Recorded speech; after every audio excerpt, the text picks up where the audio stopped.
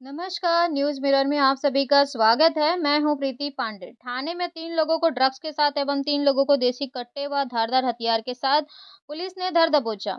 थाने में किशन नगर सर्कल पर जाने वाले रोड पर बाइक से जाने वाले 2 लोगों के पास एमडी ग्राहकों यूनिट को 2 जो बेचने की क्राइम ब्रांच जानकारी का है, वरिष्ठ पुलिस उन्होंने निरीक्षक केस विकास डिक्लेयर घोड़के किया को है सूत्रों द्वारा मिली, जिस पर सचिन तुरंत कार्रवाई गायकवाड़ करते हुए और उनकी 3 टीम को लोगों को एक पकड़कर उनसे इंफॉर्मेशन थी पूछताछ कि की गई। ऐसी जख्मी जो जानकारी आरोपी मिली है है कि उसको आरोपियों का अम्लीय पदार्थ का हॉस्पिटल रैकेट लिया बड़ी जा रहा भारी है। तादाद में तो ये जब है। इस केस इंफॉर्मेशन की मिली जांच तो वागले एसीपी यूनिट 5 के डिटेक्शन सह 1 पुलिस सलोनी निरीक्षक साहब और भूषण उनका एस शिंदे जो यूनिट 2 का कर यूनिट है, तो वहीं उन्होंने दूसरी वहाँ पे तरफ वो रात जो के समय जबरन रैपर था चोरी करने उसको वाले गिरोह का पकड़ा। उसमें पुलिस ने रैपर पर्दाफाश में किया, जिनके 3 पास से आरोपी, अवैध देसी एक पिस्टल व आरोपी मुझे धारदार आरोपी जो हथियार के जख्मी साथ था उसको पुलिस ने लेके उन्हें धर हॉस्पिटलाइज करने दबोचा। के लिए जा रहे थे। पकड़े जब गए इनको गिरोह पकड़ा, पर 9 उनका चोरी हाउस के सर्च गुनाह किया गया तो का हाउस सर्च खुलासा में किया गया है। जो 2 कट्टे रहते वो वहाँ से बरामद हुए। लगभग 10 एक के आसपास ये चाकू और छुरियाँ उसके पास से बरामद हुई और लगभग 13 मोबाइल वहाँ से बरामद हुए। तो इनका इन्वेस्टिगेशन आगे करते वक्त ऐसा पता चला कि ये जो आरोपी मेन जो नौशाद अंसारी है और इसके ऊपर पहले लगभग 8 गुने दाखिल थे, जिसमें रॉबरी और अटेम्प्ट टू मर्डर है, जिसमें कोई शनाख्त नहीं हुई, डिटेक्शन नहीं हुआ था। तो इसके ऊपर ये बहुत ही सीरियस ऑफेंसेस उसने कबूले और लगभग 8 ऑफेंसेस इसमें अभी ओपन हुए हैं। तो अभी जो उसका मोडस था वो थोड़ा सीरियस था। वो चाकू से या छुरी से विक्टिम के ऊपर हमला करके जो उसके पास कुछ पैसा है या कुछ जेवरात है वो वहाँ से लूट लेना था।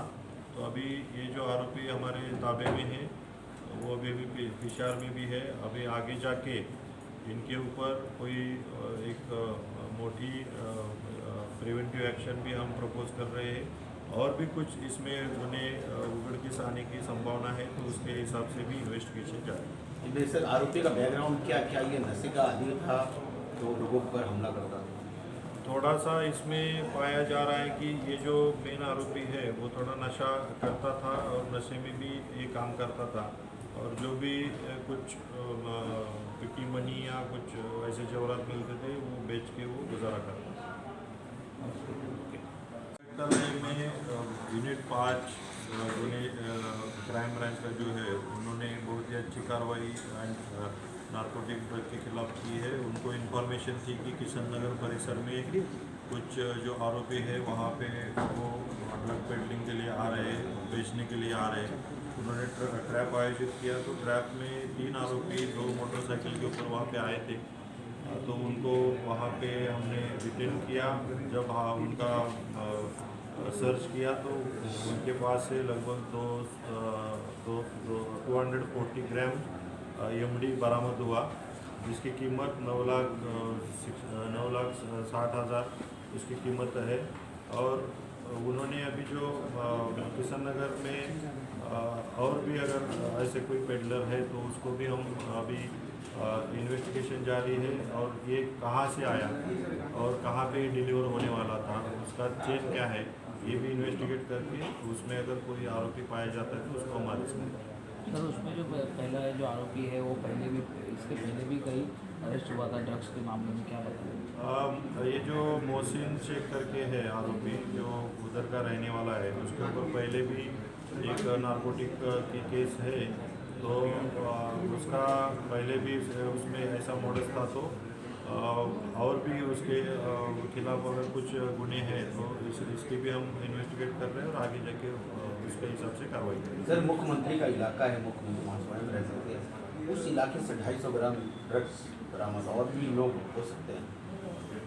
ऐसा कौन सा इलाका है कुछ इम्पोर्टेंट नहीं है। जो मैंने आपको मोडस बताई, ये जो ड्रग पेडलर रहते हैं वो कहाँ से उनको अगर कोई कस्टमर फ़ोन करता है कि मुझे ये चाहिए तो वो वहाँ पे जाके डिलीवर करते हैं। वो बाहर से लाते हैं और यहाँ पे डिलीवर करते हैं। तो जहाँ पे वो जो कस्टमर है उसको वो डिलीवर किया जाता है। तो ये ऐसा कुछ बोल नहीं सकते कि इधर ही ज़्यादा बड़ा है। पहले भी हमने केसेस देखे हुए हैं कि बाहर भी है, बाहर के एरिया में भी है, वहाँ पे भी ये इनको बुलाया गया, वहाँ पे भी वो बेचते थे। तो ऐसा पर्टिकुलर एरिया हम कुछ हम ये कर नहीं सकते। और सर बड़ा डॉक्टर हो सकता है। निश्चित रूप से ड्रग का कोई भी केस रहेगा तो वहाँ पे एक बड़ा रैकेट रहता है, वहाँ पे बड़ी चेन रहती है, जहाँ से भी आया, जहाँ पे वो प्रोडक्शन हुआ, तो ये सब इन्वेस्टिगेशन आगे जाके ये केस में भी होगा। और सर इन इनके लोगों के ऊपर नकेल खुलासे के कसने के ऊपर लिए कुछ ऐसा प्रशासन की तरफ से क्या कदम उठाए जा रहे थे? ये जो ड्रग पेडलर है, इन लोगों के ऊपर नकेल कसने के लिए प्रशासन की तरफ से क्या निश्चित कदम? रूप से जो ड्रग पेडलिंग है उसके ऊपर जहाँ पे भी हमें इंफॉर्मेशन मिलती है उसके खिलाफ हम कार्रवाई करते हैं। अब तक लगभग यूनिट 5 ने भी बहुत सारे केसेस किए हैं, हमारे एंटी नार्कोटिक सेल है उन्होंने भी बहुत सारे केसेस किए हैं। हर एक यूनिट, हर एक पुलिस स्टेशन उसके ऊपर कार्रवाई कर रहा है। तो पूरी तरीके से इसको डिटेक्शन करना ये हमारे हाथ में है।